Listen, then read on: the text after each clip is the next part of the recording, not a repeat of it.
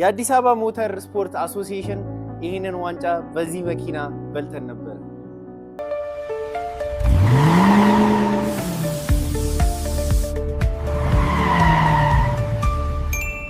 ራህማ ካር ዲኮር ቤተሰቦች በዩቲዩብ ደግሞ መተናል። እስኪ ሰብስክራይብ ሼር ምናምን እያደረጋችሁ እንግዲህ ብዙ አናውቀውም ምን እንደሚደረግ።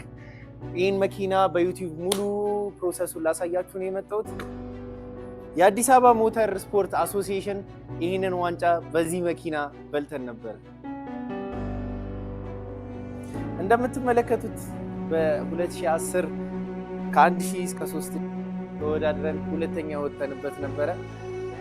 ለምን ሁለተኛም እንደወጣን በቪዲዮ ማስረዳችሁ ይሆናል። አብራችሁን ቆዩ፣ ሰብስክራይብ እያደረጋችሁ።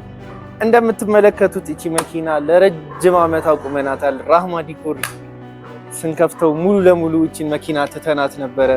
እንደምትመለከቱት በጣም ደክርታለች። እቺን ስፖይለር ሁላ የሰራ ነው በእጃችን እየቆረጥን፣ ምንም አይነት አክሰስ ባልነበረበት ጊዜ የተሰሩ ነገሮች ናቸው።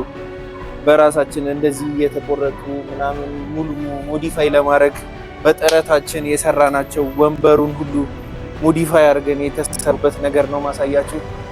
ሰብስክራይብ እያደረጋችሁ ብዙ ነገር እያቀየርናት እያስተካከልናት እናሳያችሁ ነገር ይኖራል። እንግዲህ በዛ ጊዜ እንግዲህ ይገርማችኋል 2 ማፍለር ነው ሁላ ያደረግንላት የነበረው።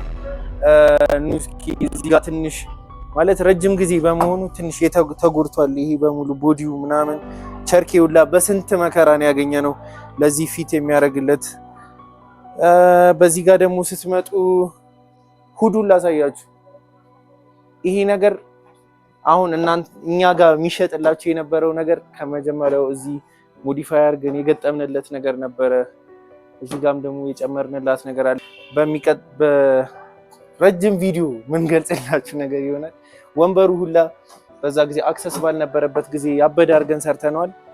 ይህን ሙሉ ፕሮሰስ ለማየት ሰብስክራይብ እያደረጋችሁ ቪዲዮአችንን ተከታተሉ።